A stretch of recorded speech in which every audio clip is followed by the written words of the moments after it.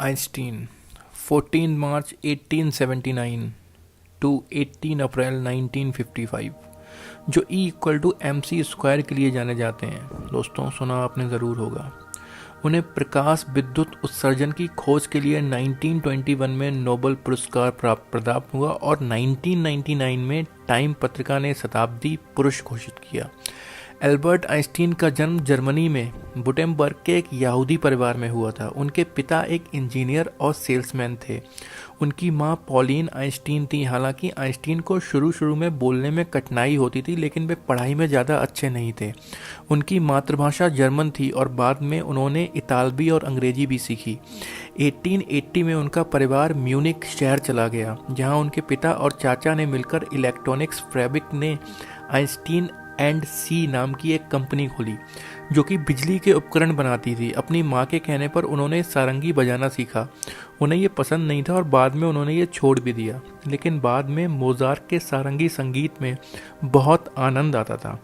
1994 में उनके पिता की कंपनी को म्यूनिक शहर में विद्युत प्रकाश व्यवस्था के लिए आपूर्ति करने का अनुबंध नहीं मिल सका, जिसके कारण हुए नुकसान से उन्हें अपनी कंपनी बेचनी पड़ गई। व्यापार की तलाश में आइंस्टीन परिवार इटली चले गए, जहां वे सबसे पहले मिलान और फिर कुछ महीने बाद पाविया शहर में बस गए। परिवार के पाविया शहर जाने के बाद भी आइंस्टीन म्यूनिक में ही रह के अपनी पढ़ाई पूरी करने के लिए रुक गए। दिसंबर 1894 के अंत में उन्होंने पाविया में अपने परिवार से मिलने इटली की यात्रा की। इटली में अपने समय के दौरान उन्होंने एक चुंबकीय क्षेत्र में ईथर की अवस्था की जांच शीर्षक के साथ एक लघु निबंध लिखा था।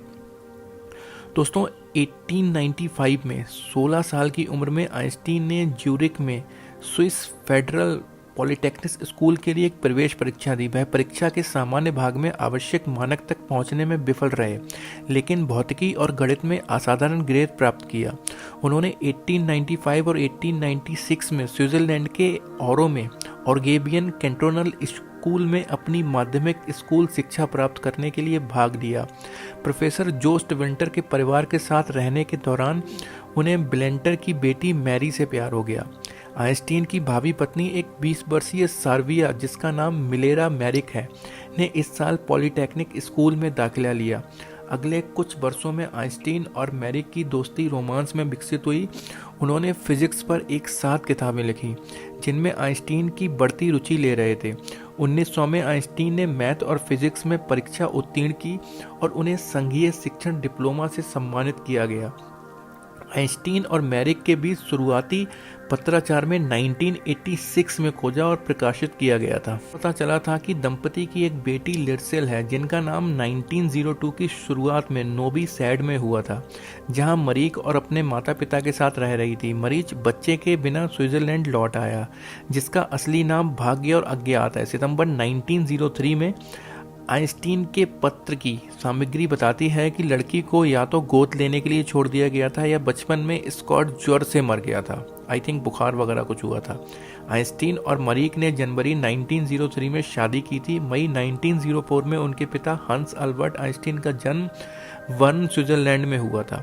2015 में सामने आए पत्रों में आइंस्टीन ने अपने शुरुआती प्रेम मैरी विल्टर को अपनी शादी और उसके लिए अपनी मजबूत भावनाओं के बारे में लिखा था। उन्होंने 1910 में लिखा था, जबकि उनकी पत्नी अपने दूसरे बच्चे के साथ गर्भवती थी। मुझे लगता है कि आप हर खाली मिनट में दिल से प्यार करते हैं और इतना दुखी हूँ जितना कि एक आदमी ही हो सकता है। उन्होंने मैरी के प्रति अपने प्यार के बारे में, गुमराह प्यार और एक जीवन के बारे में सारी बातें की। 1912 के बाद उनके साथ संबंध बनाने के बाद आइंस्टीन ने 1919 में एल्सा लोबेथल से शादी की। वह पहले चचेरी बहन थी। दूसरी चचेरी बहन ने 1938 में संयुक्त राष्ट्र अमेरिका में आ गए थे। आइंस्टीन महात्मा गांधी से बहुत ज़्यादा प्रभावित थे, जिनके साथ उन्होंने लिखित पत्रों का आदान प्रदान किया। उन्होंने गांधी को आने वाली पीढ़ियों के लिए एक रोल मॉडल के रूप में वर्णित किया।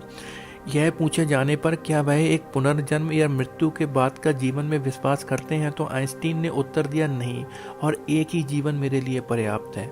अपने पूरे जीवन काल में आइंस्टीन ने सैकड़ों किताबें और लेख प्रकाशित किए। उन्होंने 300 से अधिक वैज्ञानिक और 150 गैर वैज्ञानिक शोध पत्र प्रकाशित किए। द्वितीय विश्व युद्ध से पूर्व एक अखबार ने अपने एक कॉलम में एक संक्षिप्त विवरण प्रकाशित किया कि आइंस्टीन को अमेरिका में इतनी अच्छी तरह जाना जाता था कि लोग उन्हें सड़क पर रोककर उनके लिए सिद्धांत की व्याख्या पूछने लगते थे। आखिरकार उन्होंने इस निरंतर पूछताछ से बचने का एक तरीका निकाला। वे उनसे कहते हैं कि माफ़ कीजिए, मुझे लोग अक्सर प्रोफेसर आइंस्टीन समझते हैं, पर वो मैं हूँ नहीं। आइंस्टीन कई उपन्यास और फिल्म, नाटकों और संगीत का विषय या प्रेरणा रहे हैं। तो दोस्तों, इतना सब करने के बाद 18 अप्रैल 1955 को उनकी डेथ हो जाती है और वो हमारे बीच से हमेशा के लिए चले जाते हैं। बहुत लोगों ने इनकी तारीफ़ की है, और अगर आपको थोड़ा सा भी इनसे कुछ सीख मिलती है देन प्लीज़ कमेंट में आप बताएं कि आप इनके बारे में और क्या जानते हैं। So thank you very much for sharing your views. Thanks a lot.